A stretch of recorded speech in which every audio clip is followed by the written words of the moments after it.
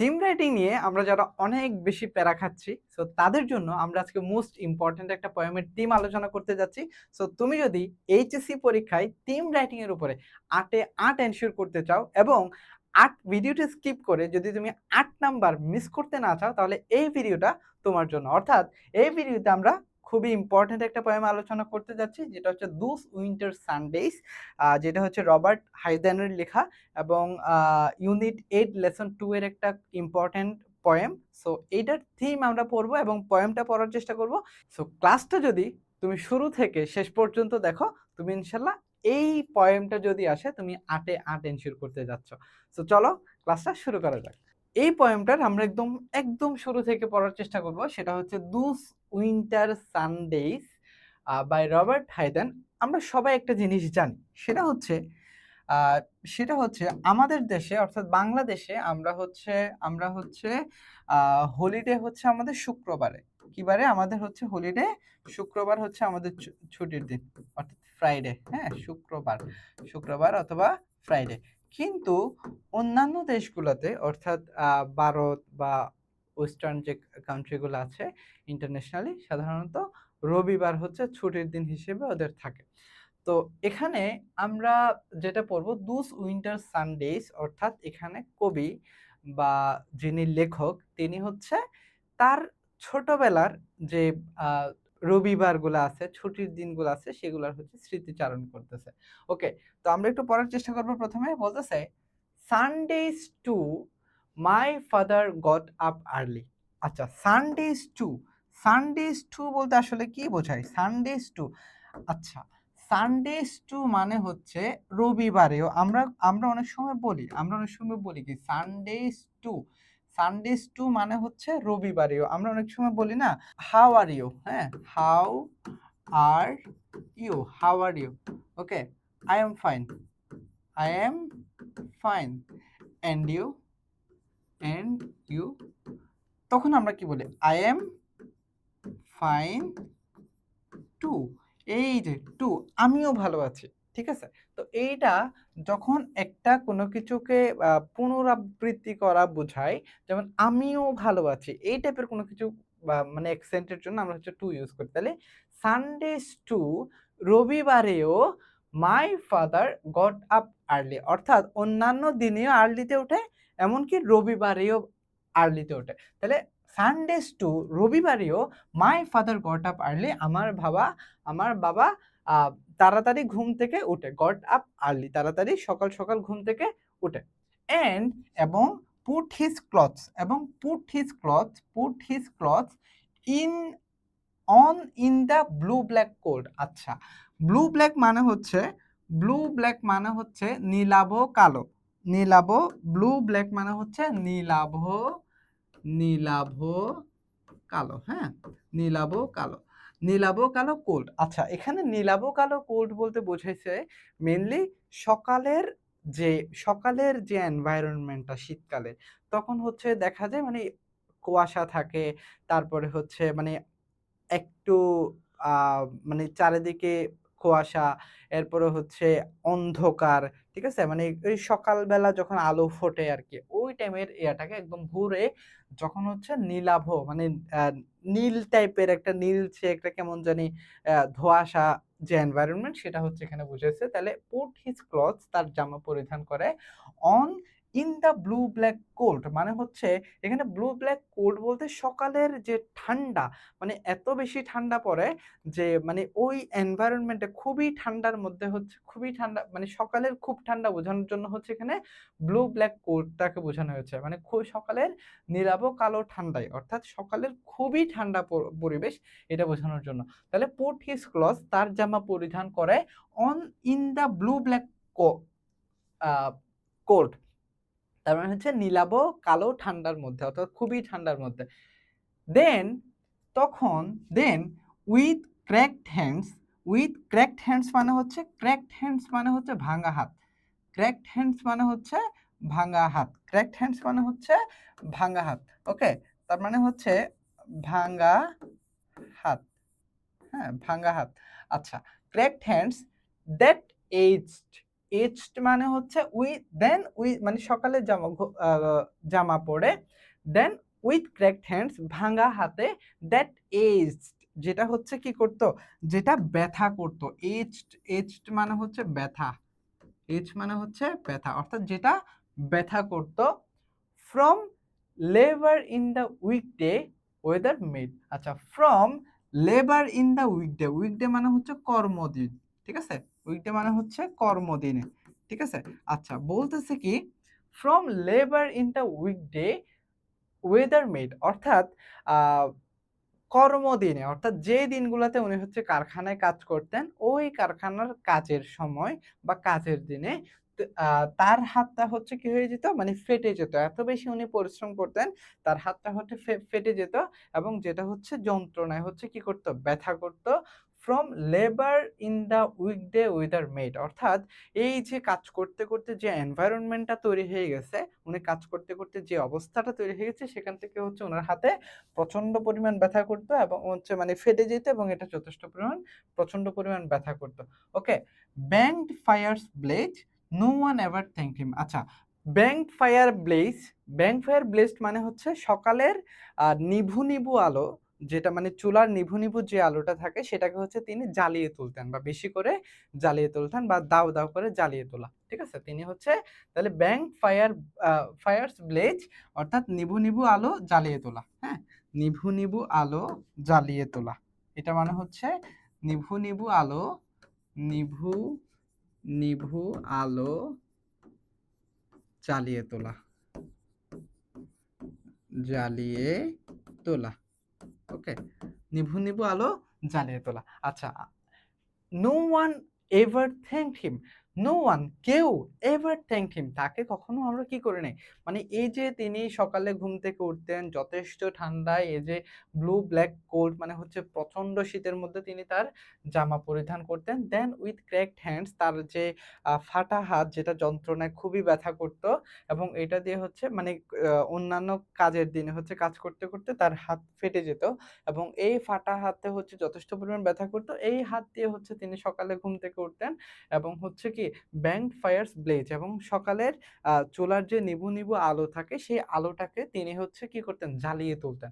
ওকে, no one ever thanked হিম, আমরা বাড়ির যারা আছি, ইভেন আমরা কখনো কখনো তিনি যে আমাদের জন্য এত বেশি কষ্ট করতেন, এটার জন্য আমরা কখনো তাকে থ্যাঙ্ক দিতাম না, বা তাকে আমরা কখনো একটা ধন্যবাদ পর্যন্ত দিই নাই। ওকে, তারপর বলতেছে আই উড ওয়েক, আই উড ওয়েক। আচ্ছা, আই উড ওয়েক, এটা এটা আই উড কেন, আই উড, আই উড কারণ এই যে আই উড আমরা জানি উডের পরে হচ্ছে V1 বসে। ওকে, তাহলে আই উড ওয়েক, আমি উঠতাম, and hear the cold splintering breaking, তার মানে হচ্ছে এবং শুনতাম, দ্য কোড স্প্লিন্টারিং ব্রেকিং, অর্থাৎ মানে এত বেশি পরিমাণে স্প্লিন্টার মানে হচ্ছে এই কাঠ ফাটার, মানে টাক টাক টাক, মানে কাঠ ফেটে যায় না, এই ফাটার শব্দ ব্রেকিং, ঠিক আছে।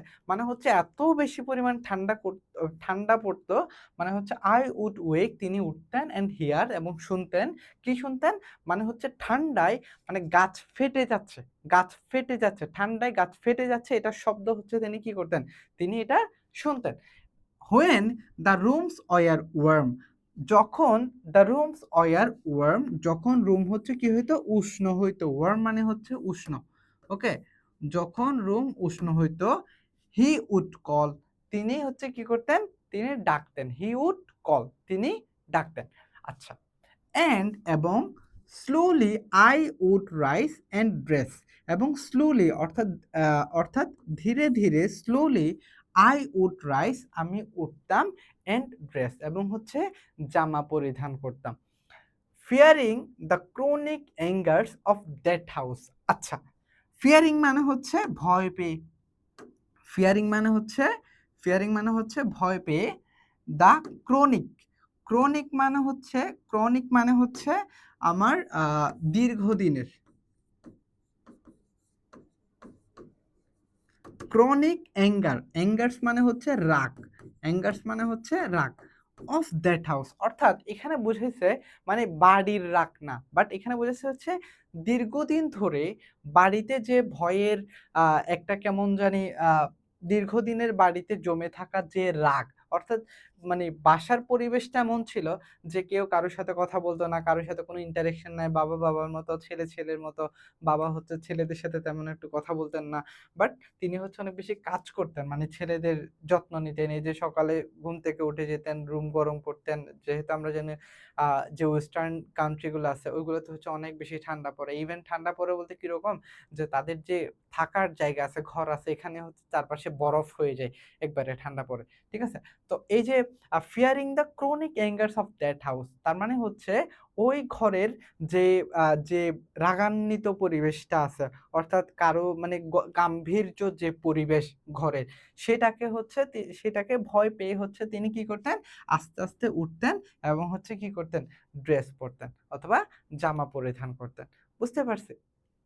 আচ্ছা, তারপরে বলতেছে, স্পিকিং ইনডিফারেন্টলি আমরা একটু মনে রাখবো ইনডিফারেন্টলি মানে হচ্ছে উদাসীনভাবে। ইনডিফারেন্টলি মানে হচ্ছে উদাসীনভাবে। ইনডিফারেন্টলি মানে হচ্ছে উদাসীনভাবে। ওকে? তাহলে স্পিকিং ইনডিফারেন্টলি টু হিম তার সাথে আমরা মানে স্পিকিং ইনডিফারেন্টলি টু হিম আমরা তার সাথে বা আমি তার সাথে কথা বলতাম উদাসীনভাবে অর্থাৎ গুরুত্বহীনভাবে। মানে তাকে আমরা কি দিতাম না? মানে গুরুত্ব দিতাম না। Okay? Who had driven out the cold মানে হচ্ছে তার সাথে আমরা কথা বলতাম উদাসীনভাবে। হু হ্যাড ড্রাইভেন আউট মানে হচ্ছে দূর করা। এটা একটু মনে রাখতে হবে, হ্যাঁ? ড্রাইভেন আউট মানে হচ্ছে ড্রাইভেন আউট মানে হচ্ছে দূর করা। ড্রাইভেন আউট মানে হচ্ছে দূর করা। ওকে? তাহলে who had driven out the cold যিনি কি করেছিলেন? ঠান্ডা দূর দূর করতেন। Okay? And polished my good shoes as well. আচ্ছা এবং পলিশড মানে হচ্ছে পরিষ্কার করতেন। পলিশড মানে হচ্ছে কি করতেন? তিনি পরিষ্কার করতেন। তিনি হচ্ছে and polished my good shoes. তাহলে পলিশড পরিষ্কার করতেন। মাই গুড শুজ আমার ভালো জুতাগুলো হচ্ছে তিনি পরিষ্কার করতেন। বাসার ঠান্ডাও হচ্ছে তিনি দূর করতেন অ্যান্ড হচ্ছে যে আ বা তার যে শুজ আছে সেই শুজ গুলা হচ্ছে তিনি পরিষ্কার করতেন অর্থাৎ উনার বাবা। ওকে? আচ্ছা, হোয়াট ডিড আই নো? আমি কি বা জানতাম? What did I know of? আমি কি বা বুঝতাম? Okay? Love's austere and lonely offices. austere মানে হচ্ছে কঠোর। অর্থাৎ আ austere মানে হচ্ছে কঠোর। বলতেছে কি? What did I no? আমি কি বা জানতাম? What did I know of? আমি কি বা বুঝতাম?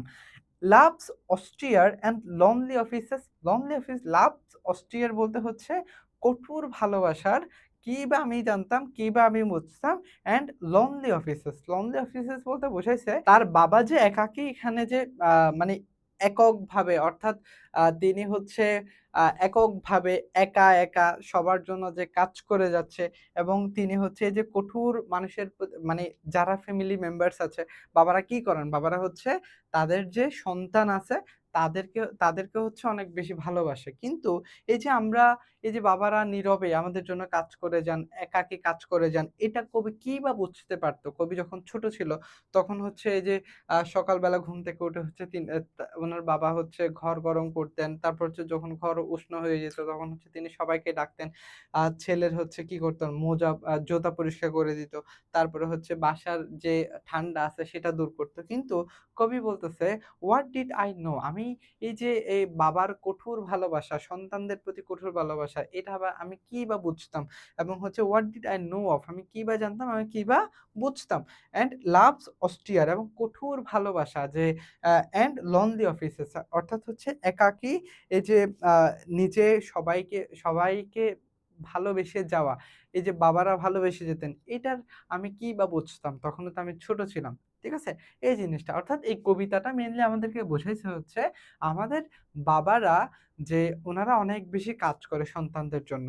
সবসময় কিছু ভালোবাসা হচ্ছে আমরা মুখে আ দেখানোর চেয়ে আমরা হচ্ছে কাজ করায় প্রকাশ পাই বেশি। অর্থাৎ আমাদের বাবা-মারা আমাদের জন্য যে কাজটা করেন বা যেভাবে আমাদের জন্য পরিশ্রম করেন, এই জিনিসটা ওনাদের কাজের মাধ্যমে প্রকাশ পায়। কখনো হয়তো বলা হয় না যে তিনি আমাদেরকে অনেক বেশি ভালোবাসেন। আমাদের জন্য বাবা-মারা অনেক অনেক অনেকভাবে মানে নিজেদের সর্বোচ্চটুকু দিতে চান। সো এই জিনিসটা প্রকাশ পায় কিছু, কিছু জিনিস তাদের কাজের মাধ্যমে, বলতে হয় না। সো এটার থিমটা আসলে আমরা কিভাবে লিখলে সর্বোচ্চ মার্কস এনশিওর করতে পারবো, সেটা একটু আমরা এখন দেখার চেষ্টা করব। সো এখানে খুবই সহজ ভাষায় এখানে একটু লেখা আছে, আমি একটু পড়ায় দিই। সেটা হচ্ছে The poem Those Winter Sundays by Robert Hayden highlight করে কি highlight করে father's silent love and sacrifices for his family. অর্থাৎ এটা টোটালি হচ্ছে father's silent love and sacrifices for his family. তার ফ্যামিলির জন্য বাবারা যে কি করেন, বাবারা সাইলেন্ট লাভ তাদের যে নীরব ভালোবাসা অ্যান্ড স্যাক্রিফাইস তাদের যে কি স্যাক্রিফাইস যেটা হচ্ছে ত্যাগ, ফ্যামিলির জন্য যে ত্যাগ সেটাই হচ্ছে এখানে প্রকাশ পেয়েছে। ওকে, দ্য ফাদার ওয়ার্কস হার্ড, বাবা হচ্ছে কি করেন, ফাদার ওয়ার্কস হার্ড কঠোর পরিশ্রম করেন অ্যান্ড ওয়েকস আপ আর্লি, এবং সকালে ঘুম থেকে তাড়াতাড়ি উঠেন, ইভেন অন সানডেজ, এমনকি রবিবারে, অর্থাৎ যে রবিবার বা যে ছুটির দিনে আমরা কি করি, শুক্রবার পাইলে আমরা যেটা করি সেটা হচ্ছে ঘুম থেকে উঠি হচ্ছে সকাল ১০টা ১১টা, একটু ছুটির দিন ঘুমাই বেশি, ঠিক আছে? তো অন্যান্য দেশে যেহেতু ছুটির দিন হচ্ছে রবিবার, ছুটির দিনে আমরা সাধারণত কি করি, একটু বেশি করে ঘুমাই, বেশি করে আরামপ্রিয় হই।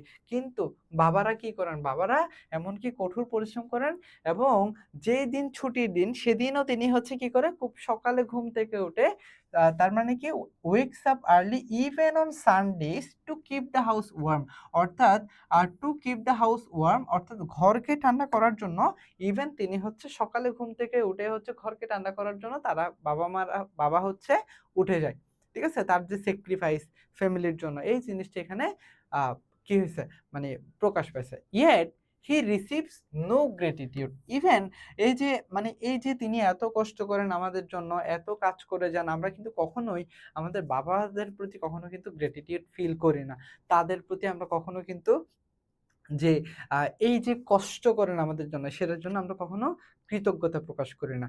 ঠিক আছে? তো তারপরেও তারা হচ্ছে ফ্যামিলির জন্য যে নীরবভাবে এই যে সাইলেন্ট লাভ অ্যান্ড স্যাক্রিফাইস, তারা হচ্ছে খুব সাইলেন্টলি হচ্ছে আমাদেরকে কি করেন, ভালোবেসে যান, এবং ফ্যামিলির জন্য হচ্ছে তারা কি করে যান, স্যাক্রিফাইস করে যায়। ওকে। The speaker later realizes that, পরে রিয়ালাইজ করলেন যে he failed to understand, তিনি কি করছেন, he failed, তিনি ব্যর্থ হয়েছেন টু আন্ডারস্ট্যান্ড, বুঝতে, his father's deep and selfless love, অর্থাৎ কবি যখন ছোট ছিল তখন তার বাবার যে এই গভীর ভালোবাসা, এই গভীর যে নিঃস্বার্থ ভালোবাসা, এই ভালোবাসাটা হচ্ছে কবি বুঝতে মানে আহ, ব্যর্থ হয়েছিলেন। যেহেতু এই যে বাবারা সকালে, এই জন্য তারা হচ্ছে আমরা কি করতাম, বাবাদেরকে একটা উদাসীন ভাবে বা গুরুত্বহীন ভাবে আমরা হচ্ছে তাদেরকে আহ তার সাথে হচ্ছে ব্যবহার করতাম। ওকে, তারপরে থ্রু দিস রিফ্লেকশন, এই রিফ্লেকশনের মাধ্যমে দ্য পোয়েট শোজ দ্যাট, কবি দেখালেন, true love is often expressed through actions rather than words. So এইটা একটু আমরা মার্ক করার চেষ্টা করব। ওকে, তার মানে এখানকার মেইন ওয়ার্ডগুলো হচ্ছে এটা, true love is often expressed, তার মানে হচ্ছে সত্যিকারের ভালোবাসা অনেক সময় কি হয়, এক্সপ্রেসড প্রকাশিত হয় থ্রু অ্যাকশনস রেদার দেন ওয়ার্ডস, অর্থাৎ কাজের মাধ্যমে, শব্দের চেয়ে হচ্ছে কাজের মাধ্যমে এটা বেশি প্রকাশিত হয়। অর্থাৎ আমাদের যে ভালোবাসা সেটা হচ্ছে কাজের চেয়ে আমাদের প্রকাশিত হয় বেশি, আমাদের যে সরি কথা বলার চেয়ে আমাদের কাজের মাধ্যমে বেশি প্রকাশিত হয়। Okay, thus the poem emphasises parental sacrifice and unrecognised affection, অর্থাৎ আমাদের যে পিতামাতার বা আমাদের ফ্যামিলির যে বাবা-মা আছে, তাদের যে স্যাক্রিফাইস এবং তাদের যে আনরিকগনাইজড অ্যাফেকশন, তার মানে হচ্ছে তারা আমাদের প্রতি যে ভালোবাসাটা দেখায়, যে অ্যাফেকশনটা দেখায়, সেটা হচ্ছে আমরা কখনো রিকগনাইজ করতে পারি না। সেটাকে কখনো আমরা বুঝতে পারি না। ঠিক আছে? তো বাট তারা আমাদের জন্য নীরবে কাজ করে যান। আমাদের জন্য মানে তাদের সর্বোচ্চটুকু জীবনের স্যাক্রিফাইস করে যান। এটা হচ্ছে আমাদের বাবা-মারা। সো আমরা যদি এভাবে থিমটা লিখি এবং এভাবে যদি লিখতে পারি নিজের ভাষায়, নিজের যেটা বুঝছে একটা পোয়েম পড়ে, তাহলে আমরা কিন্তু এখানে ইনশাআল্লাহ সর্বোচ্চ মার্কস এনশিওর করতে পারবো। সো আই হোপ আমরা সবাই বুঝতে পারছি এবং ইনশাআল্লাহ আশা করতেছি সবাই ইনশাআল্লাহ ৮ এ ৮ আমরা এই টিমের মধ্যে পেতে যাচ্ছি ইনশাআল্লাহ। সো ইনশাআল্লাহ দেখা হচ্ছে পরবর্তী কোনো একটা ক্লাসে। আসসালামু আলাইকুম।